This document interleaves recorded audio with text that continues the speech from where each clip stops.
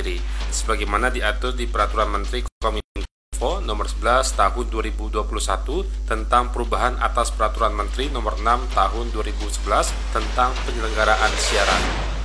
Ada 3 tahapan pengakhiran siaran TV analog yang selanjutnya digantikan dengan siaran TV digital. Sekarang saat yang tepat mengganti channel televisi lama Anda dengan satu langkah beralih ke TV digital. Cukup dengan membeli set-top box, Anda akan mendapatkan channel siaran TV lokal yang lengkap. Radio Dakta membantu Anda untuk beralih ke siaran digital dengan menggunakan set-top box, sehingga rekan langsung bisa menikmati secara penuh siaran TV digital yang bersih gambarnya, jernih suaranya. Air murni, oksigen tinggi, air aktif hanya OE. Air merupakan bagian penting untuk kehidupan karena sebagian besar tubuh kita terdiri dari air. Tanpa air, manusia akan mengalami dehidrasi. OE Water hadir mencukupi kebutuhan air bagi kesehatan Anda. Dengan kandungan mineral anorganik rendah, air minum yang mengandung oksigen tinggi, serta air minum yang telah diaktifkan dengan sinar alfa melalui proses molekuler resonant magnetic technology. Inilah yang menjadi keunggulan OE Water dibanding dengan air minum biasa lainnya. Air minum kesehatan OE Water.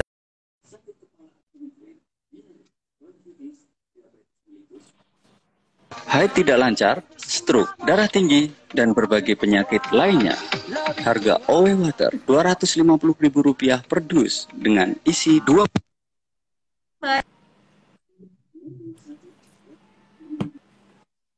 Assalamualaikum Mbak. Ya. Assalamualaikum Mbak Isa. Waalaikumsalam. Sebentar Mbak Isa ya. Oke. Ya. OE membuat lebih kuat, OE membuatmu lebih hebat. Dakta Radio, bijak dan cerdas. Rekan Dakta pukul 8.09 waktu Indonesia Barat, dan saatnya rekan Dakta kita talk show bersama Halal Corner. Nah, biasanya kita membahas terkait dengan apa-apa saja yang halal dan haram. Nah, tentunya semuanya yang kita pergunakan, kita konsumsi harus ada sertifikat halalnya. Dan tentunya kita akan membahas terkait dengan sejarah sertifikasi halal. Dan sudah hadir melalui live Instagram kami di @radiodakta dan di @halalcorner, founder Halal Corner Mbak Isa Maharani. Assalamualaikum Mbak Isa. Waalaikumsalam warahmatullahi wabarakatuh. Kabar baik Mbak Isa? Alhamdulillah baik. Alhamdulillah. Ini foundernya rekan Dakta. Biasanya bersama divisi-divisi membahas terkait makanan, kosmetik, dan lain sebagainya tentang halal haram. Nah, tentunya untuk menjamin kualitas dari suatu produk tertentu harus ada sertifikat halal. Ya, tentu di balik itu semua pasti ada sejarahnya Mbak Isa nih, silakan. Iya. Ya, jadi sebenarnya ini kejadiannya tahun 80-an ya. Waktu itu Pak Tri Susanto, seorang dosen dari Universitas Brawijaya itu meneliti beberapa varian produk dan ditemukan saat itu mengandung gelatin, shortening, dan lecithin yang juga diduga berasal dari babi.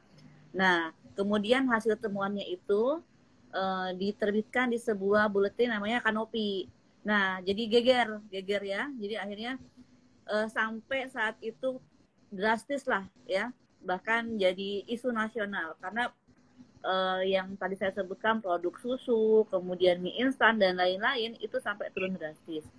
Nah, kemudian karena kekhawatiran akhirnya didirikan, belum berdiri waktu LP POM MUI belum berdiri. Kemudian karena ini jadi isu nasional, akhirnya diminta investigasi lebih lanjut, dan akhirnya Pak Soeharto saat itu meminta Ketua MUI almarhum Pak Kiai Hasan Basri untuk menyelesaikannya, dan tidak menunjuk Kementerian Agama ya, tapi menunjuk, kenapa menunjuk ulama? Karena ulama dipercaya oleh umat Islam ya. Nah, akhirnya kemudian selesailah gitu permasalahan ini. Dan kemudian lahirlah LP POM MUI. Nah, LP POM MUI ini merintis sertifikasi halal di Indonesia. Tentu saat itu masih sederhana ya, dan Iya. kantornya pun numpang gitu Mbak, numpang di Istiqlal. Ya, jadi numpang di Istiqlal. Kita yang untuk pusat Jakarta numpang di Istiqlal, dan MUI pun saat itu belum punya kantor, masih bersatu dengan Masjid Istiqlal. Dan untuk LP POM MUI pusat yang operasional di Bogor itu juga numpang di IPB ya. Jadi tidak punya kantor sama sekali sampai saya tahun 2012 saya masih di LP POM, saat itu juga masih belum punya kantor. Masih ikut di IPB, tapi alhamdulillah sekarang LP POM MUI sudah punya kantor sendiri, MUI pun juga sudah ada tempat sendiri. Itulah ya perkembangan seperti itu. Dan ini luar biasa banget karena untuk sertifikasi halal di Indonesia pun juga berkembang ya. Nah, tahun 2000 waktu itu juga ada isu geger Ajinomoto ya, kalau nggak salah. Iya. Ajinomoto yang geger sampai itu bukan isu nasional lagi, tapi isunya adalah isu internasional ya. Kenapa demikian? Dan memang pada tahun 1980-an itu sampai tahun 2000-an itu sertifikasi halal baru hanya menekankan pada proses dan bahan saja. Tapi belum ada yang namanya sistem jaminan halal. Nah, setelah ada kasus Ajinomoto ini, kemudian teman-teman di LP POM itu mulai membuat suatu standar ya, yang disebut sistem jaminan halal, dan itu bertahun-tahun bikinnya. Kenapa dibuat sistem jaminan halal itu? Karena untuk memantau ya. Jadi karena adanya laporan, kok udah sertifikasi halal masih menggunakan yang haram gitu ya. Kok ini ada bakso babi ada label halalnya segala macam gitu ya. Nah, itu yang saat itu banyak kejadian-kejadian setelah disertifikasi halal ternyata produsennya ada yang nakal. Nah, untuk menghindari kenakalan produsen ini supaya setelah diaudit, setelah dapat sertifikat halal itu masih menggunakan produk yang atau bahan yang halal, proses yang halal, maka dibuatlah sistem jaminan halal. Nah, sistem jaminan halal ini yang berfungsi untuk mengawasi yang namanya produsen. Jadi setiap 6 bulan sekali itu produsen harus punya laporan ya ke lembaga yang berwenang. Di sini kalau sekarang adalah BPJPH ya. Kalau dulu masih ke MUI. Jadi kalau LP POM itu ada pelaporan per 6 bulan sekali itu untuk memastikan bahwa mereka continue menggunakan menggunakan bahan-bahan dan proses yang halal. Itu. Nah, dibentuk pula ada namanya auditor halal internal. Kalau sekarang berubah dalam undang-undang disebutkan penyelia halal. Ya. Nah, ini LP POM MUI dari tahun 80 sampai tahun 2019 itu masih memegang sertifikasi halal. Nah, karena sertifikasi halal ini sudah diakui standar internasional ya, maksudnya lembaga-lembaga luar negeri juga belajar ke LP POM MUI menggunakan standar. Masya Allah, ini yang tidak diketahui oleh masyarakat Indonesia bahwa standar halal di Indonesia itu banyak diadopsi oleh negara-negara lain ya. Bahkan tiap tahun itu banyak lembaga halal luar negeri atau perusahaan luar negeri itu training di Indonesia gitu. Kalau dulu sebelum pandemik itu tiap tahun itu pasti ada lembaga-lembaga halal yang itu dia belajar ke Indonesia untuk belajar auditing dan lain-lain. Nah, itu yang harusnya sebagai orang Indonesia kita bangga ya, bahwa LP POM MUI ini standar halalnya diakui di dunia. Nah, karena halal ini tidak bisa dikeluarkan hanya dari sebuah lembaga NGO kayak gitu ya. Nah, harus ada kekuatan yang mengokohkan. Nah, apa sih kekuatan yang mengokohkan? Itulah legal. Akhirnya sertifikasi halal kemudian diambil alih oleh Kementerian Agama. Di sini di bawah BPJPH ya, Badan Penyelenggara Jaminan Produk Halal. Sehingga nanti kalau misalnya teman-teman mau ekspor itu lebih mudah lagi karena si sertifikat halal itu dikeluarkan oleh BPJPH. Tapi tetap prosesnya masih harus, atau bukan masih ya, harus menggunakan fatwa MUI. Jadi setelah ada fatwa dari MUI, maka negara baru boleh mengeluarkan sertifikat halal. Nah, sertifikat halal antara negara ini yang itu akan lebih mengokohkan lagi produk lokal yang akan go internasional. Jadi itulah secara singkat perjalanan sertifikasi halal di Indonesia. Baik. Jadi tentunya untuk kehidupan kita juga lebih baik lagi. Tapi Mbak, kalau dilihat, mengapa sih Mbak perlu disertifikasi halal, Mbak?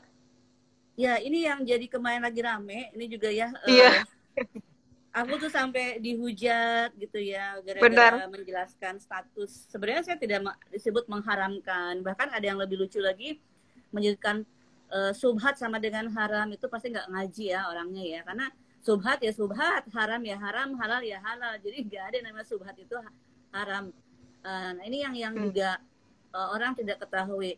Kalau pada zaman Rasulullah kan proses teknologi pangan itu sederhana ya. Mungkin kalau anak di sini ada yang hadir anak-anak pangan itu pasti ngerti deh. Prosesnya itu sederhana gitu. Tidak ada teknologi ataupun sangat minim kontaminasi yang haram. Ya, makanya berhusnuzon itu memang sangat besar sekali. Misalnya kalau kita disuguhi orang non muslim ya, pada zaman Rasulullah, ini saya kira zaman Rasulullah ya, terus kita ragu nih karena kita nggak tahu makannya apa, tapi zaman Rasulullah non muslim itu mengakui kerasulan Rasulullah, paham nggak? Dan pada zaman itu mereka pun tidak makan babi, karena kalau dilihat di apa namanya Injil yang aslinya itu babi itu dilarang. Jadi Yahudi, Nasrani, Islam itu melarang yang namanya makan babi ya gitu. Yang dikhawatirkan sebenarnya bukan babinya, tapi justru lebih ke homernya sih ya. Jadi kalau misalnya saat zaman Rasulullah itu lebih khawatir kepada bekas wadah homer. Nah, karena sekarang teknologi berkembang, yang halal memang banyak. Kalau kita lihat kaidah fikih, segala sesuatu itu halal sampai ada keterangan yang mengharamkan. Betul, itu memang segala sesuatu yang halal memang banyak. Tetapi dengan teknologi sekarang, yang tadinya banyak itu dikelilingi atau diserang oleh hal-hal subhat yang jauh lebih banyak. Jauh lebih banyak. Kenapa? Dengan teknologi itu yang tadinya halal bisa jadi tersentuh yang haram. Nah, kita nggak tahu nih produk-produk yang digunakan atau yang kita konsumsi itu jelas nggak sih halalnya, ya? Kenapa demikian? Karena kalau misalnya contohnya aja, bikin kue, kita kasih flavor atau perasa, ya perisa, vanila misalnya, vanilanya ada yang itu prosesnya dicampur alkohol. Ya, kalau vanila yang tetes ya. Nah, si alkoholnya ini sumbernya dari mana nih? Kita nggak tahu, dari produksi miras kah atau tidak. Atau yang lebih sederhana lagi misalnya selai. Kita kan sering beli selai nih buat sarapan roti. Itu kok kalau kita secara logika selai biasa nih, misalnya hanya dari buah-buahan semata, itu cukup gula. Ya, gula sama buahnya gitu ya. Tapi supaya nanti dia bisa tidak menggumpal dan lain-lain, supaya bisa enak itu ya, misalnya tidak terlalu cair, pasti kalau di zaman sekarang kan dikasih bahan tambahan. Salah satunya gelatin. Nah, gelatin ini bisa datang dari hewan yang diharamkan. Nah, itu kita harus menjelaskan. Nah, si gelatinnya ini asalnya dari mana? Kalaupun dikasih pewarnanya pun juga asalnya dari mana? Kalaupun ditambah perasa, karena kalau cuma misalnya stroberi doang mungkin belum kuat rasanya, dikasih perasa stroberi. Perasa stroberinya itu bagaimana, halal atau tidak? Nah, hal-hal itulah yang menjadikan ranah subhat. Makanya dengan kasus yang tahun 98 itu menegaskan bahwa kalau kita tidak memeriksa produk-produk yang ada itu ya beredar di Indonesia, kehalalannya akan sangat banyak yang namanya kasus ketidakhalalan. Itulah fungsinya sertifikasi halal. Sebenarnya ada yang bilang itu cuma perkara administrasi doang. Oh, nggak bisa. Justru di sini saat itu Pak Soeharto almarhum kenapa menyuruh para ulama untuk segera bertindak supaya menenangkan ya. Jadi MUI untuk menenangkan umat Islam. Nah, dengan cara adanya sertifikasi halal. Jadi kalau kita mengkonsumsi yang sudah bersertifikasi halal berarti dijamin sama ulama. Begitu Mbak ya analoginya. Jadi ini bukan perkara MUI cari duit. Ini yang lucu nih Mbak, ada bahasan kayak gitu. MUI cari duit. Kita masuk WC aja harus bayar Mbak ya. Gitu. Apalagi ini yang ibaratnya adalah sertifikasi yang kita menghadirkan ahli-ahlinya. Ada auditor halal. Masa kita bayar auditor halal pakai daun kelor kan nggak mungkin gitu ya. Nah, jadi apa namanya kita harus sebagai manusia, sebagai umat Islam juga nggak boleh zolim. Bahwa operasional membayar jasa auditor itu kan ada biayanya, dan saat itu MUI juga tidak subsidi oleh pemerintah untuk sertifikasi halal. Dari mana bagaimana caranya membayar? Berarti kan mengambil fee dari perusahaan, dan saat ini pun setelah diambil alih oleh pemerintah pun juga mengambil fee dari perusahaan kok gitu. Untuk yang gratis itu yang mikro ya, yang seperti industri rumahan kita bantu, dan itu pun sertifikasi halal gratis sebelum adanya BPJPH itu sudah banyak programnya. Nah ini yang harus diperhatikan oleh UMKM atau pengusaha kecil apa? Rajin ya, rajin komunikasi, rajin networking, rajin bertanya-tanya. Jadi nggak ada istilah kalau warung Tegal kayak gitu kan nggak mungkin. Mungkin kalau di tempat saya di Bogor, warung Tegal udah ada yang sertifikasi halal. Ya, udah ada. Karena apa? Adanya pendampingan, bimbingan dari universitas terdekat. Kalau di saya di IPB. Jadi IPB ini membimbing industri-industri kecil untuk mendapatkan sertifikat halal. Nah, sekarang berarti PR-nya adalah banyak nih di Indonesia perguruan tinggi negeri atau swasta ada berapa? Banyak ya. Nah, bagaimana peran mereka untuk membantu masyarakat? Boleh tuh membimbing yang namanya industri mikro di sekitarnya untuk dibantu sertifikasi halalnya. Nah, kalau gitu kan enak, nggak ada istilahnya tukang gorengan, warung Tegal, itu nggak disertifikasi halal. Gimana nggak ada. Jadi berpikirnya itu harus cerdas, harus luas. Nah, jadi kalau punya otak dipakai deh 1% biar kita cerdas ya. Baik, nah ini kan kalau ngomongin halal haram, banyak juga yang tersinggung kalau kita melihat postingannya Mbak Aisyah di Halal Corner dan di Instagramnya Mbak Aisyah. Ini banyak sekali hujatan-hujatan yang sangat luar biasa, tapi mereka kadang-kadang hanya sekedar menghujat, tapi nggak paham Mbak. Iya, karena itulah dari dulu Mbak, dari zamannya Rasulullah ada kelompok kayak begitu. Ya, kalau kita sebut namanya munafikin. Nah, jangan sampai masuk kelompok munafikun seperti itu. Mereka mengimani tapi sebenarnya di belakangnya tidak mengimani, ya. Padahal standar kok banyak misalnya gini, cukuplah kita yang namanya orang Muslim klaim halal karena saya pakai niqab, saya jualan, halal loh insya Allah. Nggak bisa. Kalau zamannya MUI itu sukarela ya, jadi tidak diwajibkan. Justru sekarang dengan pemerintah ini mengambil sertifikasi halal jadi wajib. Jadi bagi produsen atau misalnya pelaku usaha yang kategorinya masuk dalam Undang-Undang Jaminan Produk Halal nomor 33 tahun 2014, sampai panjang ngomongnya ya gitu kan.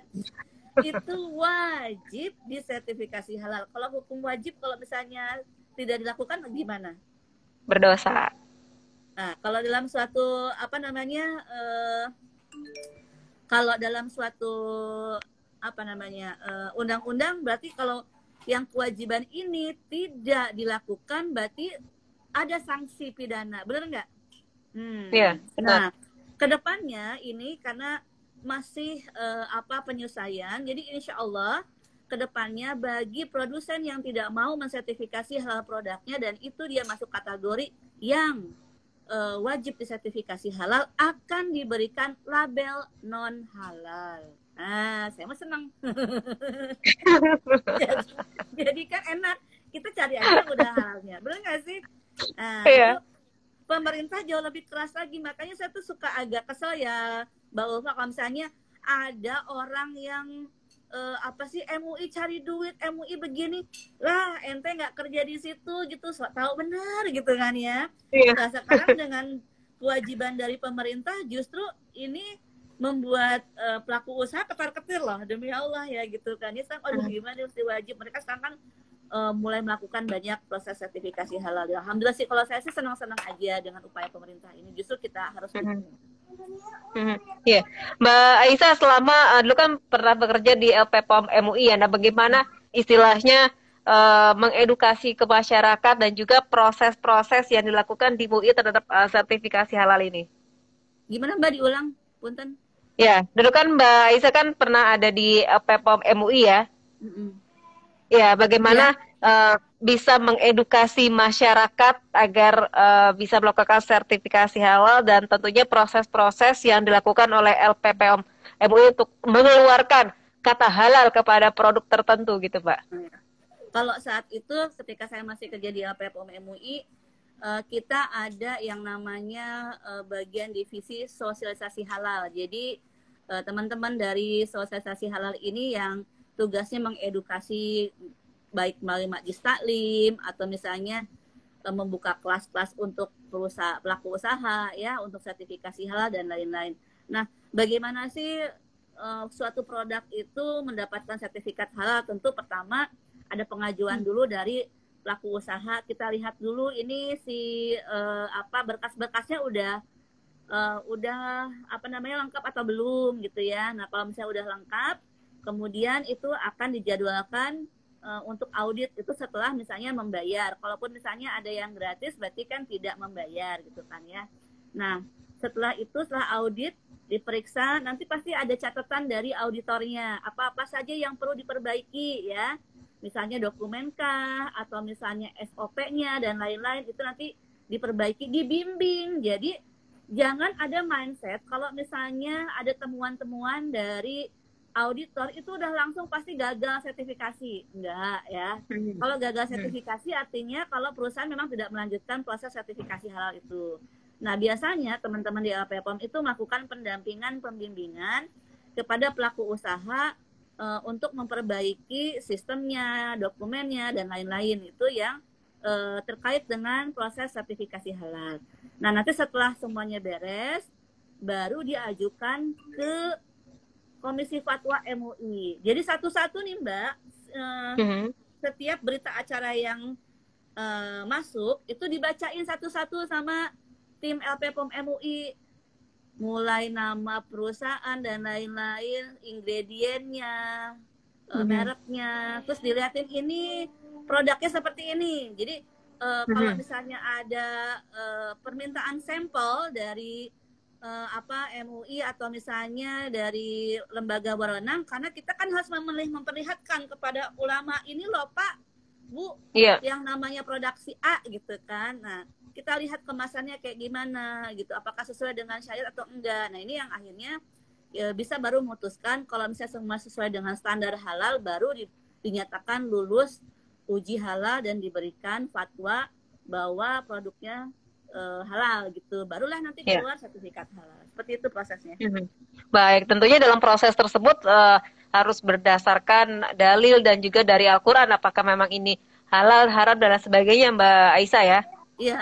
Nah, fungsi auditor halal ini yang nanti juga membantu perwakilan dari misalnya lembaga pemeriksa halal atau lembaga auditor halal ini untuk menyampaikan bahan-bahan, karena kan kalau ulama nggak ngerti ya, ulama belum tentu mengerti bahan-bahan. Nah, fungsinya lembaga pemeriksa halal ini adalah membantu ulama untuk menyampaikan si bahan-bahan ini gitu. Nanti disampaikan di rapat komisi fatwa. Nah, kalau misalnya ada temuan-temuan yang memang perlu kajian, nanti di hold dulu nih. Biasanya kayak dulu ada pewarna yang dari serangga ya. Jadi serangganya dibakar, kemudian dicelupkan ke air dan berubah menjadi warna merah. Nah, itu kan masih statusnya gimana, boleh nggak nih gitu ya. Akhirnya dikaji oleh fatwa ulama dan dihadirkan ahlinya. Jadi ketika ulama itu berfatwa, misalnya hal-hal yang memang beliau-beliau ini nggak ada pengetahuannya, itu didatangkan ahlinya.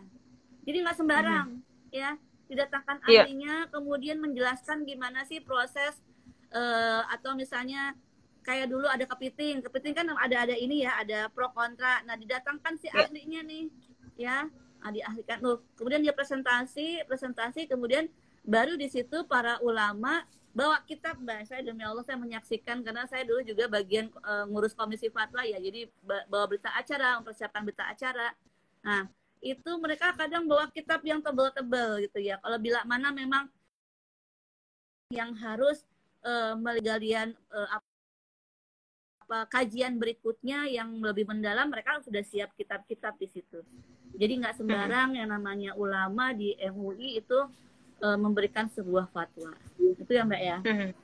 Baik. Jadi prosesnya yang begitu panjang dijelaskan, kalaupun di Indonesia belum ada, bisa dipanggilkan dari negara tetangga begitu Mbak ya.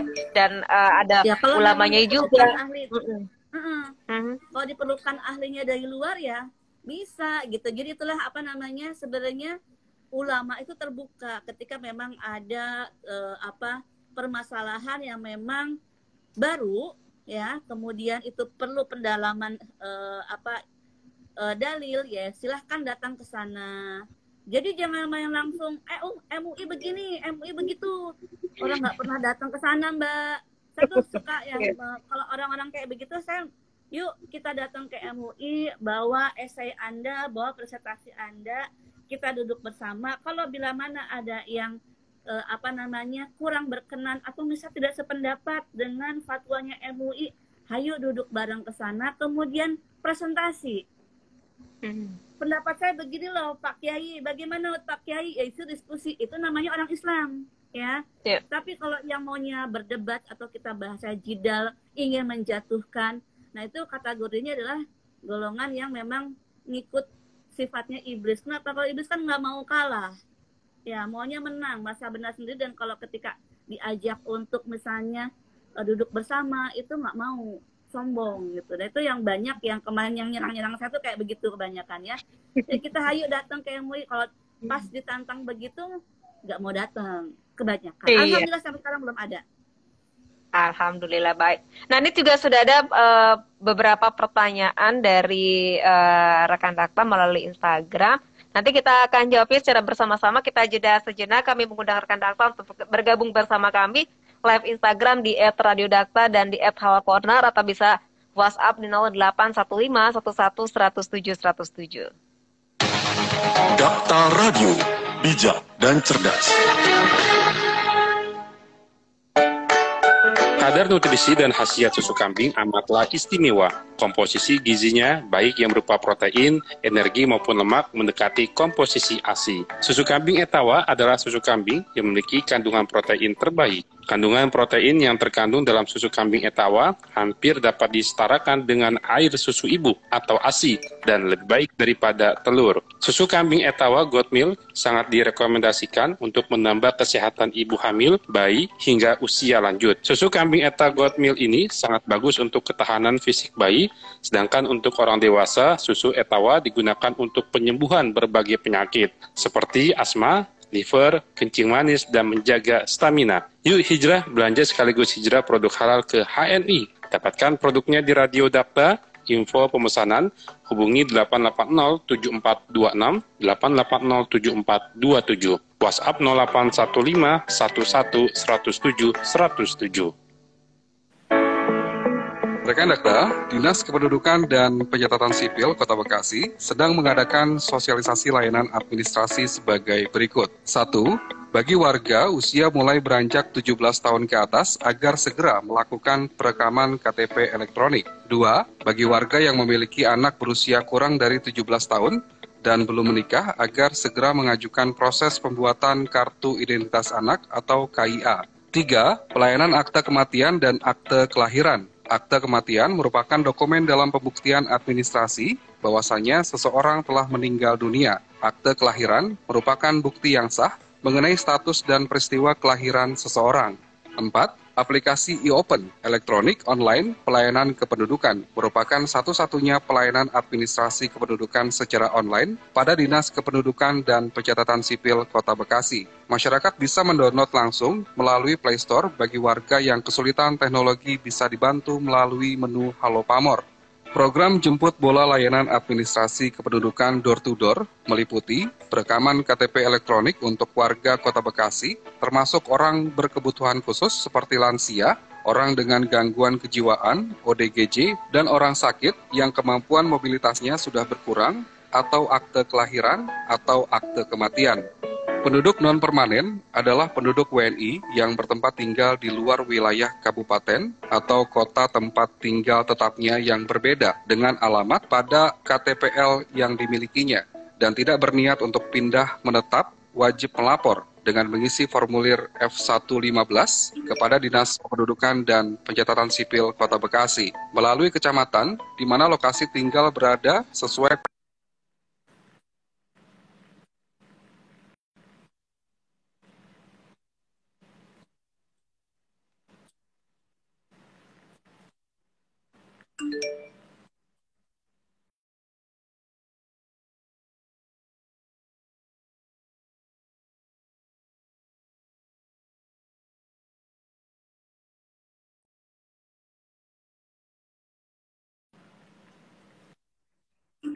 dan tiket keterangan BPJS perbankan dan lembaga ini langsung ke loket pelayanan kecamatan sesuai lokasi tempat tinggal.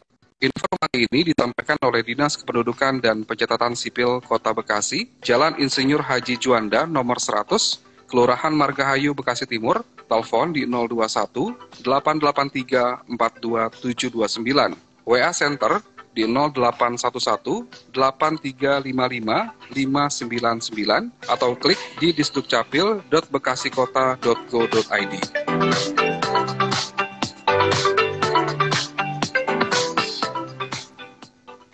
Hai warga Kota Depok dan Kota Bekasi, kita tahu anggota DPRD Provinsi Jawa Barat memegang peran kunci dalam penyelenggaraan pemerintahan di Provinsi Jawa Barat. Bersama pemerintah provinsi, mereka membuat berbagai peraturan daerah yang berguna untuk menjadi panduan dalam tata laksana pemerintahan di Jawa Barat. Mereka pun membahas anggaran yang diajukan pemerintah Provinsi Jawa Barat, di mana mereka dapat menolak, mengoreksi, atau menyetujui anggaran tersebut. Anggota DPRD pun mengawasi tersebut. Siapa saja anggota DPRD Jawa Barat yang berasal dari daerah pemilihan Kota Depok dan Kota Bekasi?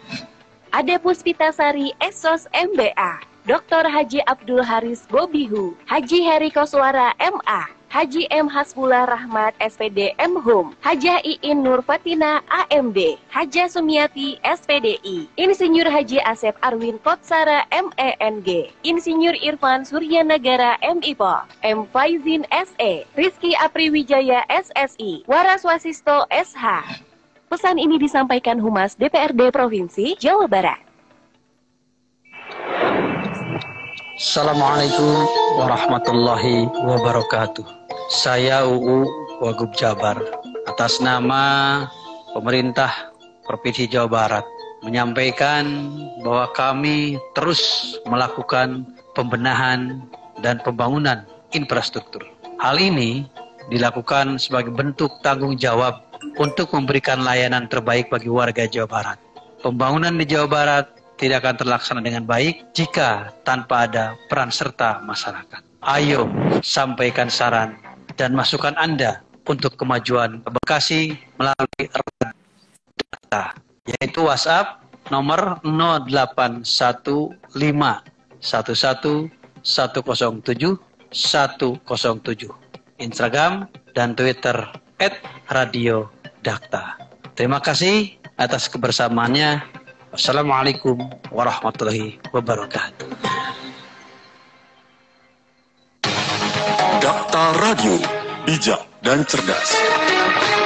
Rekan Dakta, kami lanjutkan kembali bersama Halal Corner, sejarah sertifikasi halal bersama founder Halal Corner, Mbak Aisyah Maharani. Silakan rekan Dakta bergabung bersama kami di 0815 11 107 107. Mbak Aisyah, kita lanjutkan kembali. Ini tadi sekilas ada pertanyaan dari rekan Dakta terkait penamaan nama, Mbak, untuk suatu produk. Nama-namanya aneh, Mbak, tapi ada halalnya nih. Bagaimana? Sedangkan kalau beberapa talkshow yang lalu juga nama-nama kan juga harus baik. Tentunya ada persyaratan tersendiri bagi suatu produk untuk mendapatkan sertifikat halal ini, Mbak. Satu pertanyaan saya, LPH-nya siapa? Yang memeriksa siapa? Terus kemudian nama-nama yang tidak sesuai dengan standar penamaan itu apa? Nanti kita coba tanyakan ke pihak berwenang ya, karena kan saya nggak tahu itu namanya apa aja gitu. Ini juga ada beberapa hal yang saya ajukan ke Komisi Fatwa dan lembaga berwenang, seperti misalnya tampilan sparkling water ya, water sparkling apa semacam lah kayak begitu. Atau kita sih tahunya kayak soju halal gitu ya, kan nggak ada yang namanya soju halal tuh kan nggak ada ya. Apalagi soju itu kan udah asosiasinya ke miras. Nah, sudah begitu juga bentuk botolnya juga seperti botol soju yang ada di drama-drama Korea gitulah. Nah, ini juga saya pertanyakan kepada Komisi Fatwa dan juga pihak berwenang, tapi belum ada tindak lanjut. Saya bilang kalau memang ada PP yang saya terlewat masalah ini, tolong diinfokan. Mungkin kayaknya sih belum ya, kalau untuk wadah seperti itu belum ada peraturannya. Tapi setidaknya sudah masukkan untuk ke sana. Jadi mohon maaf kalau misalnya nih teman-teman belum dapat jawaban dari saya secara jelas. Kalau bentuk botol soju kayak gitu kok bisa dapat logo halal. Terus kemudian kok ada penamaan dapat logo halal. Karena ketika kita bertanya tuh kita bukan kayak teman-teman nanya ke saya langsung dapat jawaban DM, langsung dapat jawab, nggak bisa ya. Karena kita ada prosedur, apalagi kalau sama lembaga MUI, kemudian juga lembaga pemerintah, kita kan harus pakai prosedur untuk bertanya ya. Jadi nggak bisa sembarang kayak ke temen, nggak boleh begitu ya. Ini makanya alhamdulillah nih ada halal corner, ada misalnya halal influencer lainnya yang mau ngasih waktu untuk nanya ya. Kalau nanya lewat lembaga itu pakai prosedur. Benar. Jadi teman-teman harus menghargai effort teman-teman penggiat halal yang misalnya bikin konten itu pegel loh. Apalagi kalau misalnya aku pribadi itu bikin konten itu desain sendiri ya, nggak pakai orang gitu. Satu harus riset dulu, nanya-nanya dulu ya. Kalau misalnya memang belum ada info, aku cari-cari info dulu, bikin desainnya. Belum kita juga kan punya kehidupan lain, nggak cuma hanya di online atau duduk bikin konten, enggak ya gitu. Jadi hargailah teman-teman yang memang mereka meluangkan waktu untuk mengedukasi. Bila mana misalnya infonya belum lengkap, sampaikan dengan baik. Kalau ngomongnya baik juga enak gitu ya. Oh ini belum lengkap, mohon diupdate ya gitu kan enak. Enggak yang langsung jidal di komen gimana sih gitu kan ya. Kalau nggak suka yang nggak usah di follow, skip aja gitu. Jadi kalau bertanya langsung ke lembaga mungkin agak takes time ya, tapi kalau misalnya sama kami kan biasanya langsung di follow up ya. Nah, walaupun saya nggak semua pertanyaan, kadang kalau model saya kayak misalnya produk aku spill aja kayak produk Gecko, Betok, terus kemudian apalah yang sering ditanyain, kan sebenarnya udah sering dikasih tahu ya, itu belum. Bisa cek sendiri di websitenya si halal, websitenya halal MUI, sebenarnya kan bisa cari sendiri. Tapi entah kenapa masih aja nanya-nanya, padahal sudah sering. Nah, kita tuh sabar. Kadang ada teman-teman influencer yang bilang, sabar amat sih masih mau jawabin. Sabar amat sih mau bikinin konten. Karena saya berpikirnya gini, saya melihatnya ke kisah Rasulullah ketika ada orang yang bertanya sama beliau, kemudian beliau bermuka masam. Kemudian Allah tegur, abasa wa tawalla, janganlah kamu bermuka masam. Gitu. Jadi masih sabar. Nah, tapi kalau saya bukan Rasulullah ya gitu kan. Jadi kalau misalnya ada galak dikit kemudian merasa nggak enak, wajar. Yang namanya kita udah capek-capek kemudian nggak sebel juga gitu ya. Wajar. Saya bukan ustazah, bukan ulama. Jadi masih kayak ya saya mama lah gitu. Jadi kadang suka ada keluar emosinya, mohon maaf ya. Jadi itulah manusia. Baik. Nah, dengan halal corner ini istilahnya bisa menjadi jembatan dari LPPOM MUI ataupun lembaga halal lainnya yang masyarakat harus tahu bahwa ini halal dan tidak, Mbak ya? Iya, jadi kami memang sudah mendeklarasikan kepada pihak pemerintah, kepada pihak MUI, kepada pihak lembaga-lembaga pemeriksa halal lainnya, bahwa kami adalah mitra gitu ya. Jadi bila mana memang ada aduan, ada keluhan, ada curhatan yang itu terkait dengan sertifikasi halal dan kita bisa bawakan atau sampaikan kepada pihak-pihak itu, ya insya Allah kita sampaikan. Itu. Jadi kami di sini mitra. Jadi kita mendukung siapapun itu yang ingin memajukan industri halal. Nah, jangan sampai produk halal itu yang nomor satu bukan Indonesia. Karena yang nomor satu itu adalah Amerika. Gimana ceritanya? Atau untuk produk yang kemasan, yang misalnya snack-snack itu yang menjuari adalah Thailand. Oh, gimana ceritanya? Karena apa? Kalau di sana kan mereka melihat pangsa pasar muslim, ya nggak? Ya. Nah, melihat pangsa pasar muslim. Nah, mereka akhirnya bergiat untuk mensertifikasi produk yang dibutuhkan oleh muslim. Seharusnya Menarik. Indonesia Muslim ya yang kesana target, juga. Indonesia itu target utama dari banyak negara untuk masuk ke Indonesia. Makanya sekarang diwajibkan karena apa? Salah satunya untuk proteksi ya. Proteksi ke produk lokal Indonesia supaya nggak kebanjiran produk halal dari luar dan itu murah misalnya. Mati nggak? Matilah produk itu. Itu yang kedua adalah melindungi umat Islam Indonesia supaya tidak mengkonsumsi produk non halal dari luar, makanya diwajibkan gitu. Jadi berpikirnya jangan negatif melulu, coba berpikirnya dengan kasih sayang. Oh, ada nih bahwa ingin ada bentuk proteksi bagi umat Islam Indonesia.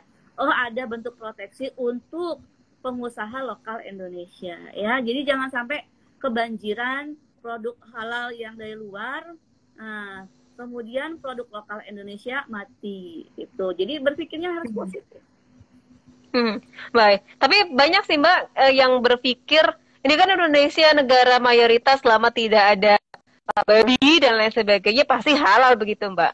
Karena beda kalau kita keluar negeri yang memang selalu mengkonsumsi babi dan lain sebagainya pasti itu haram dan kita harus hati-hati untuk ketika kita datang ke negara tersebut mencari resto yang halal, ada logonya begitu Mbak.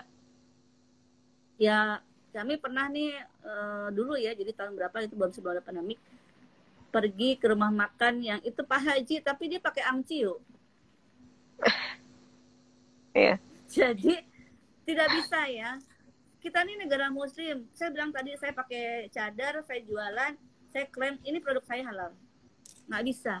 Itu kalau dalam standar atau dalam piramida yang namanya industri halal itu masih di bawah dan itu adalah bentuk primitif. Kenapa saya bilang primitif? Karena klaim, cuma klaim semata.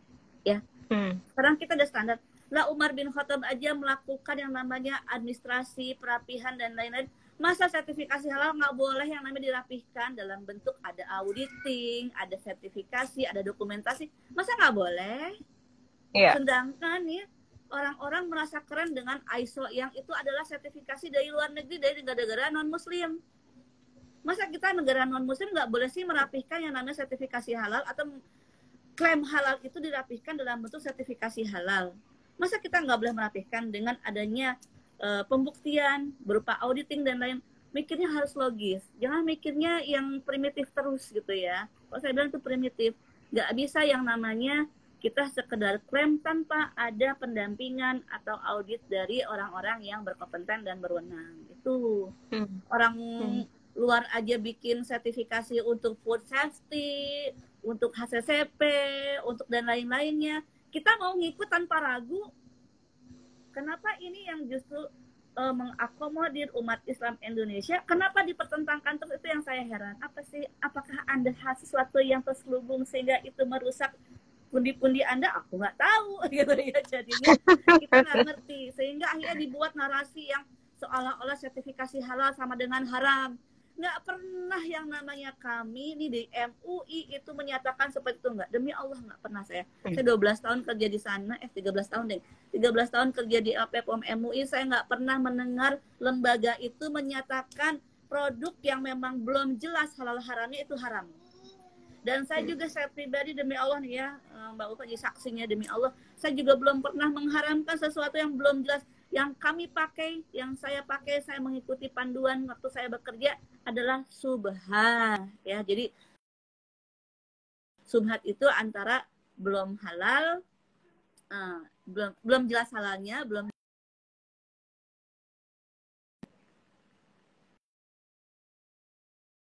Tessa, ini ada rekan dakta yang juga bertanya.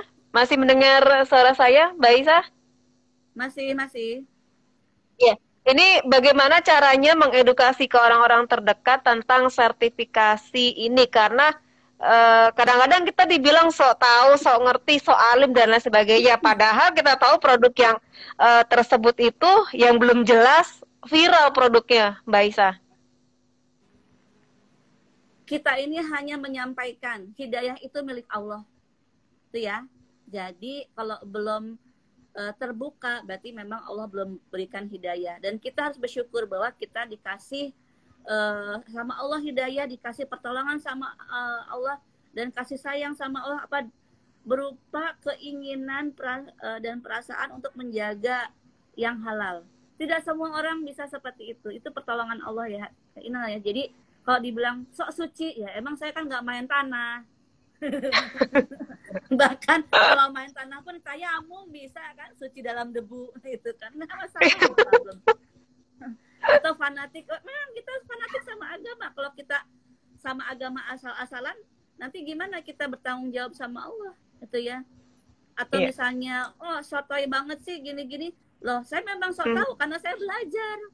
Kalau Anda kan nggak belajar, jadi Anda nggak sok tahu gitu aja. Jadi ngadepin kayak gitu mah santai. Jadi kalau saya pribadi, kalau dihujat kayak gitu sih nggak masalah ya. Kalau dihujat misalnya bodoh lah apa segala macam, itu no problem. Tapi yang saya sekarang sedang mengajak mubahalah beberapa orang dan sekelompok orang yang menyebarkan kedustaan ya. Jadi sekarang ini lagi disebarkan tadi narasi tadi bahwa saya mengharamkan. Nah, itu nggak bisa karena itu udah kaitannya dengan hukum syariat ya. Bahwa saya nggak pernah mengharamkan sesuatu yang belum jelas halalnya. Sampai memang jelas itu halal atau haram baru saya bisa menginformasikan. Dari mana sih saya mengambil data-data? Ya saya ambil datanya dari lembaga yang berwenang, bukan asal-asalan. Saya juga nggak berani, saya bukan ulama gitu ya. Ini yang harus teman-teman pahami bahwa saya nggak bisa ngambil suatu fatwa ataupun itu karena saya bukan ahlinya.